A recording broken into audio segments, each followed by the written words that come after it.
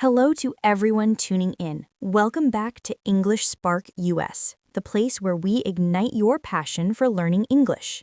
I'm your host, Emily, and I am so thrilled to be here with you today.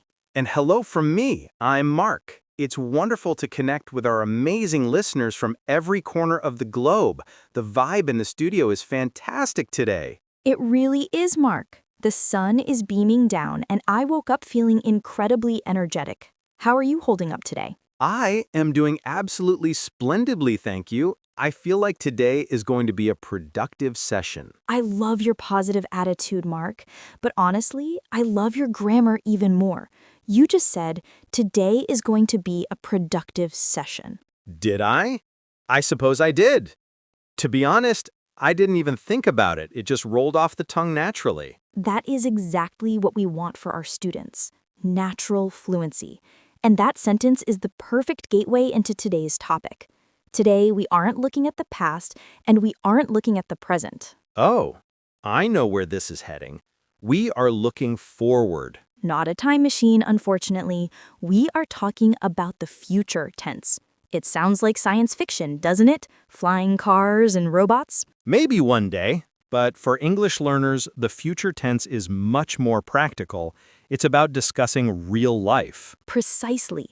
It's how you make appointments, how you plan holidays, how you organize your work schedule, and how you tell your friends about your life goals. I realize I use the future tense constantly. I'd be lost without it. But Emily, isn't there a prerequisite we need to handle first? We do have a small favor to ask. If you are enjoying these conversations and they are helping you improve, please take a quick second to subscribe to English Spark US. And don't forget to smash that like button. It really helps the algorithm show our lessons to more people who want to learn just like you. Also, learning is better with a buddy. Share this episode with a friend so you can practice the dialogue together later. Okay, now that the housekeeping is done, let's dive in. Emily, I know there are two main competitors when we talk about the future. Let's introduce our first player, going to. This is the structure we use when we have a plan. A plan? You mean something I've already thought about in my head? Exactly. Think about it like this. If you made the decision before speaking, you use going to. It connects the present moment to a future action you have already organized. Okay, so it's not a surprise. It's something I have scheduled or intended to do? Correct. It implies you have evidence or a prior decision. Mark, think about your upcoming weekend. Do you have a plan? Okay, test me. I thought about this yesterday. On Saturday, I'm going to play soccer with my old college friends. That is a perfect example. You said, I am going to play soccer. Why? Because you organized it yesterday. You probably called your friends and booked the field, right? Yes, exactly. It's on my calendar. So I wouldn't say, I will play soccer. You could, and people would understand you, but going to is much more natural because it's a pre-made plan. It doesn't have to be a big event at all. It just needs to be an intention. For example, I'm going to make a sandwich for lunch. Because you are hungry now and you plan to fix it? Even better, maybe you already bought the bread. If you have the ingredients, that is your evidence. You bought the bread, so you are going to make a sandwich. I get it. The decision was made in the past, even if it was just 5 minutes ago in the grocery store. Now let's look at will. This is the word for the spontaneous people out there. Spontaneous? You mean making decisions on the fly? Exactly. We use will when we decide to do something at the exact moment of speaking.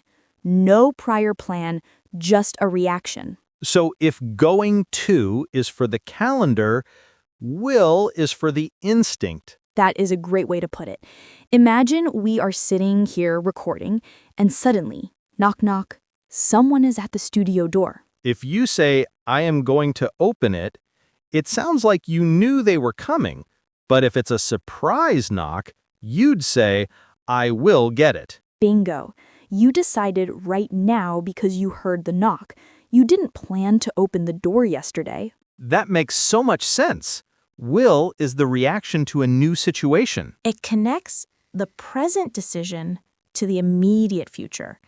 It's very common in service situations, too. Okay, I am imagining it. The waiter walks over and asks, "Are you ready to order?"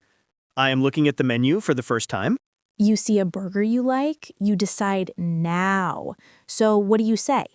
I say, "I will have the burger." Perfect. You don't say, I am going to have the burger, because you didn't know you wanted it until you saw the menu 5 seconds ago. This is a crucial tip for travelers. In restaurants, always stick with will, or the contraction, right?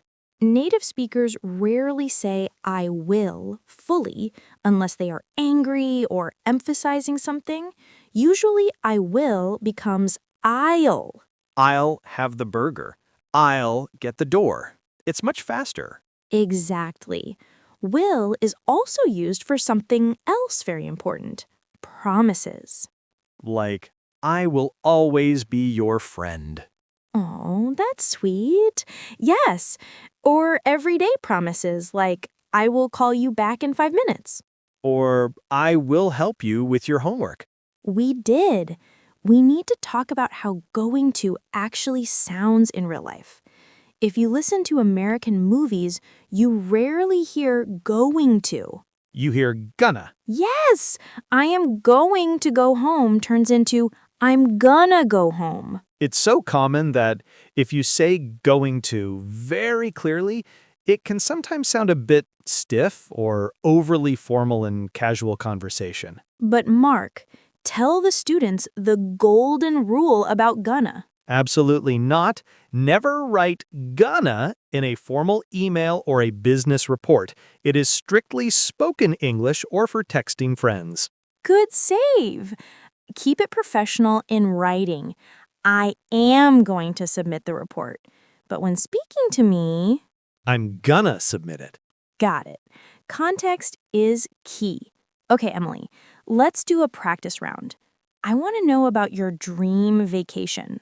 Oh, I love dreaming about travel. Tell me your plan using the correct grammar. Where are you headed? Okay, here's my plan. Next year, I am going to visit Japan. Japan! That's an amazing choice. Why did you use going to? Because it's a big plan. I've been thinking about it for months. I am going to eat sushi and I'm going to see the cherry blossoms. Sounds magical. And because these are things you desire and plan to do, going to is the perfect fit. Exactly. What about you, Mark? What are you going to do for your next holiday? I am going to have a staycation. I'm going to stay right here in my apartment. Really? Just staying home? Yes, I'm going to catch up on sleep and I'm going to play a lot of video games. That sounds incredibly relaxing. Sometimes doing nothing is the best plan of all. It is. But Emily, I have a question. Sometimes I hear people use the present tense, like I am doing, but they are talking about tomorrow. You are very sharp today. Yes, we often use the present continuous tense for the future, like I am flying to New York tomorrow. Wait, I am flying usually means I'm in the air right now. How does that work for tomorrow? We use it when the plan is a fixed arrangement. Usually this means it involves other people or booked tickets. So, I am meeting my doctor at 3 p.m. is better than I am going to meet. Both work, but I am meeting sounds more fixed. It's 100% happening. It's on the schedule. If I have the ticket, I should say I am leaving on Tuesday. Perfect. It emphasizes that it is a scheduled event, not just an intention. It makes you sound very fluent. So, to recap, will for surprises, going to for intentions, present continuous for fixed arrangements. You've got it. It's like a sliding scale of certainty. Grammar is actually kind of logical once you break it down like this. That's a deep question. In 5 years, I am going to write a novel. A novel! Wow! That is a huge ambition. It is. I have the idea in my head, so it's a plan. I am going to write a mystery story. I will buy the first copy. See what I did there? I made a promise. I heard that, Will. Thank you, Mark. What about you?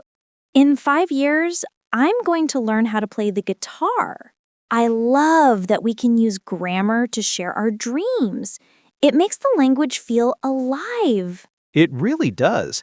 So listeners, don't be afraid of the future tense. It's your tool to tell the world what you want to do. Whether you are going to study, or you will help a friend, or you are meeting someone later, just speak with confidence. And if you make a mistake, don't worry. We all do.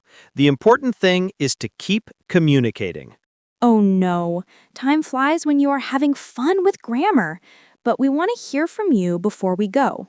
Yes, in the comments, tell us, what are you going to do this weekend? Practice your going to sentences. I am going to watch a movie, or I'm going to study English Spark US. We read every comment. Thank you so much for hanging out with us. Remember to subscribe and turn on notifications so you never miss a lesson. Until next time, keep practicing and keep sparking your English. Goodbye, everyone. Bye-bye. See you in the future.